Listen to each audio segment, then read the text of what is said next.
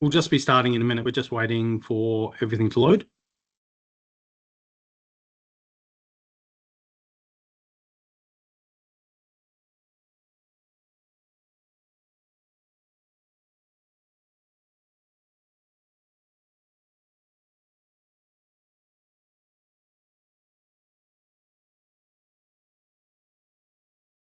Well, thanks very much for joining this Lunch and Learn session. Good afternoon. My name's Anthony Collier, and I'm the Trade Marketing and Partnerships Manager for the Australian Made campaign.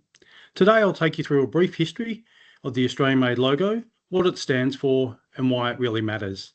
Then we'll move into the Made Right Here campaign, our most recent campaign in market, apart from Australian Made Week, which we've been running for the last 9 months, and have a look at how that's been performing for us.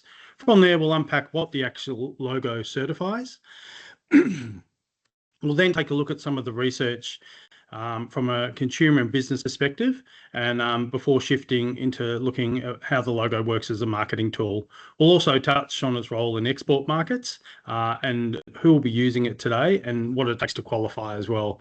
Then we'll take a quick look back at the Australian Made Week for 2026, which was our most recent campaign with Andy Lee. Then we'll wrap up and have some questions. So, the Australian Made logo. The Australian Made logo was created by the Australian government back in 1986 under Bob Hawke, and its purpose was to help consumers identify products that are genuinely Australian. Ken Cato was also the designer of the logo, and he's the designer of quite a few famous logos throughout Australia. Today, that responsibility sits with the Australian Made campaign, or AMCL. We're a not-for-profit public company established in 1999 by the Chambers of Commerce and Industry, together with the state and territory chambers and in cooperation with federal government. The National Farmers Federation is also a governing member of the Australian Made campaign. So it's a model that brings together both industry and government oversight. And in 2026, the logo reaches a milestone of 40 years, which is a significant endeavour, which is fantastic to see. Over that time, it's become one of the most recognised and trusted symbols in the country and continues to play a key role in supporting Australian businesses and Australian manufacturing as well. This is our most recent campaign. The Made Right Here campaign was launched in 2026 and has been backed by a $20 million Australian government grant. It's been absolutely everywhere, so we've really promoted it. It's unified, I guess, the look and feel of the Australian Made logo in market, and this will be at the basis of our campaigns moving forward. The campaign focused on 3 key objectives. Firstly was putting Australian manufacturing back in the spotlight, not as a background industry, but as something that touches every part of our daily lives. Secondly, we looked at encouraging Australians to act on that awareness, to actively choose locally made Australian products where they can. And third, bringing more businesses into the Australian Made network, so the logo shows up more often and in more places and across more categories. Currently, we have over 4,600 licensees and growing strongly. Our applications have been up probably 3-fold since we've run this campaign, so we're getting a really nice result out of that as well. The campaign's also delivering really strong brand results. Brand lift research shows a standout recall of over 24%, which is really nice. And the non-skippable YouTube format, 77% lift. So not only people are seeing the campaign, they're also remembering it, which is great. We're also seeing that awareness convert into action. Search lift results in nearly a 15% increase in searches for the Australian Made logo amongst exposed audiences. And in terms of deliverables, the Made Right Here campaign has also delivered over 90 million out-of-home impacts, more than 82,000 TV spots, over 41,000 radio placements and 114 million digital impressions.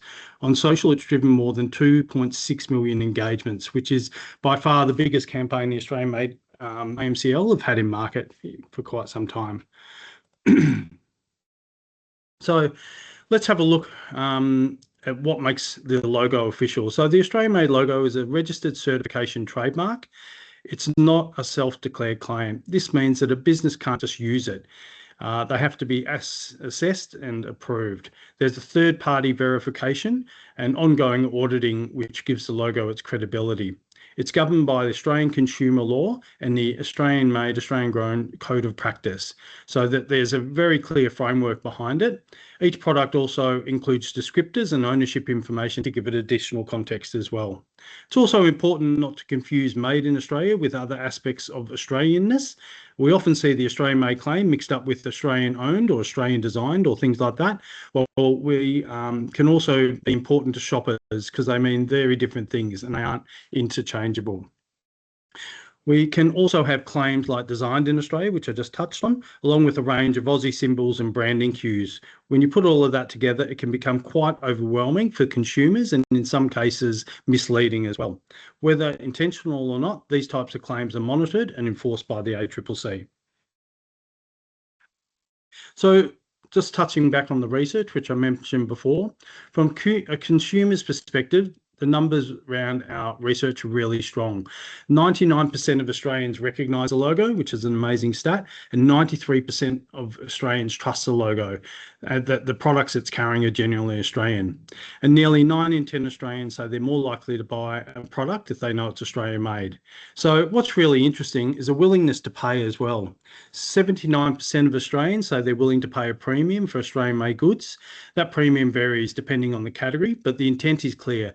People place a value on buying local. And when you scale that sort of behaviour, the impact can be significant. This is one of the stats from our most recent Australian Made Week campaign, but if households spend just $20 more a week on Australian made products, it's estimated to contribute $11 billion to the economy and create around 20,000 jobs, which is a really nice stat. From the business side, we also see similar things on the business perspective. 99% of people are aware of the Australian made logo and 82% of Australian businesses say they trust it as well. We also see 99% of businesses that are confident in using the logo and 83% of them can buy Australian made wherever possible. Plus nearly 1 in 4 have a policy to do so, which is really nice to see. In terms of our licensees, so what's it for them? The majority of certified businesses say it gives them a clear point of difference in market, which is great to see. 89% say it helps them sell their products and set them apart from their competitors. 80% believe it actually influences consumers' purchasing decisions, and 77% say it's effective in promoting their products as locally made. So some nice stats there too. And when you hear directly from the licensees, the language is really consistent. This is picked up in some of our verbatim feedback that we have in recent market studies. They describe it as a real badge of honour, a sign of trust and transparency, a really clear point of difference in market, and importantly, a way to show their commitment to Australian jobs and the local economy through a reputable icon. So beyond the metrics, there's a really strong sense of pride attached to it. And we see that through a lot of licensees and, the feedback we get anecdotally from them through surveys and so forth is that the logo is working really well for them and, helping them with their products and helping Australians can choose, I guess, Australian made products at the point of sale as well, which is great. So logo recognition. From a marketing perspective, the logo does a lot of the heavy lifting.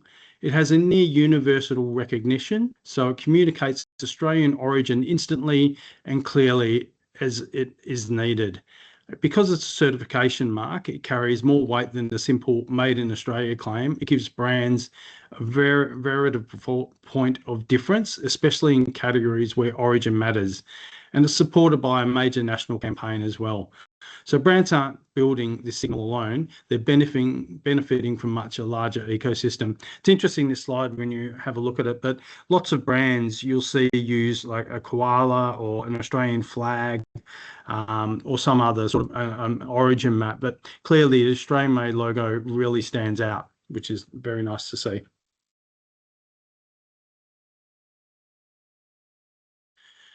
Also, we run a number of campaigns in export markets. We have our domestic side and we have our export side. So the value of the logo extends beyond Australia. Internationally, it's recognised as a mark of origin, and that carries real weight in overseas export markets. According to the ACCI National Trade Survey, 69% of exporters say that being Australian made is their biggest competitive advantage, which is really nice to see. And then Kantar research from 2026 shows 96% of all consumers in overseas markets have a positive impression of the logo, and 94% believe products carrying it are generally from Australia, which is nice to see. There's also a $5 million investment program currently supporting the promotion and protection of the logo in global markets. So who's using it? Well, certainly lots are. So today, well, certainly over 4,500, as I said before, we're around 4,600 businesses currently licensed to use the logo, and that spans a whole range of different industries. So we have, health and beauty, homewares, construction materials, agriculture and food, sporting goods, toys, gifts, etc. Like it's a really diverse range of, I guess, companies that do carry it, and and put it on their brand. Like you get lots of smaller retailers at point of sale, but you'll certainly see it stamped on shipping crates and used in tender documents, and put on websites and run through all marketing communications material around the specific presentation it relates to. But people really get behind using it, and are obviously pretty happy with the the results it can deliver. So how do you class what is Australian made and probably what isn't? So eligibility comes down to one core concept, and we call that substantial transformation. So that means the last substantial change to the product must have occurred in Australia through a process that fundamentally alters its nature. So for example, imported materials might be transformed in completely new products here. So plastic pellets, in this example on the screen, become a bucket, wire becomes a handle. The product is something entirely different, and that's what qualifies it to be Australian made. The other example I sometimes use is a table, like that could be made up of imported timber, but as long as it's glued, sanded, doweled, joined, and varnished and finished off, that's substantially transformed as well.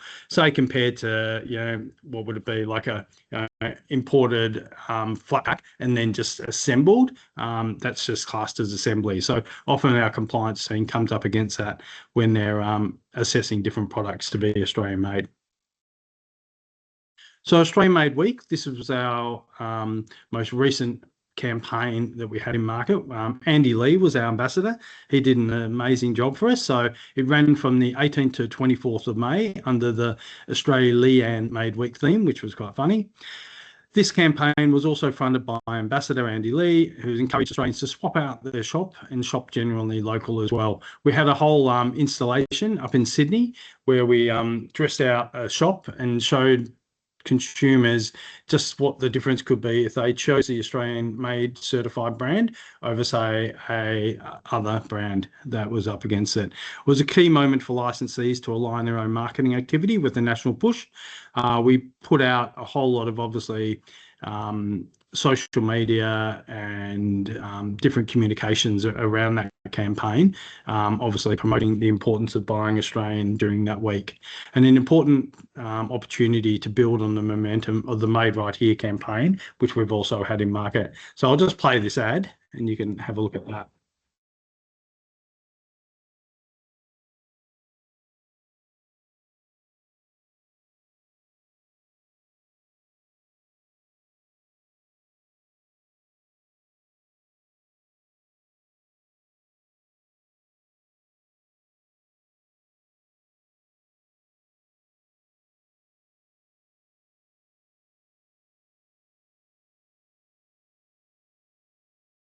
So that's probably been our most successful Australian Made Week campaign today. That's the sixth one. Previous ambassadors we've had Elise Knowles, Adam Liao, Jessica Malboy, Ash Barty, and then Ariana Titmus. So that just, I guess, gives you an idea of some of the, the caliber of people wanting to associate themselves with the logo and obviously backing it and getting behind what we do in Australia, our manufacturing, and how important Australian-made products are to consumers as well.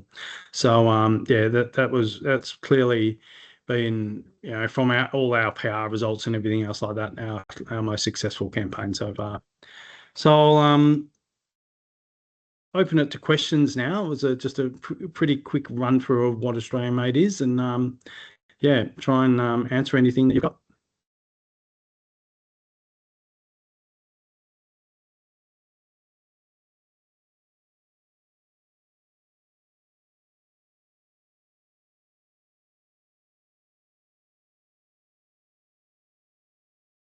Well, it doesn't look like I've got many questions coming through, so please feel free to reach out. I'll put this slide up. You can take a Photoshop of it. And we have you can visit australianmade.com.au or email info@australianmade.com.au as well for any further information about the Australian Made logo, how to apply for it, and all the steps behind that. So thank you very much for listening today and being a part of this Lunch and Learn session. And hopefully you've learned more about the Australian Made logo, what it is, its place with consumers, some of the I guess the content behind it and why people, choose the Australian Made logo. We've got tons of research as well on hand if you ever need anything. Lots of Roy Morgan research going back years and years. So, yeah, that's great. But thank you for your time and have a great rest of your day. Thanks very much.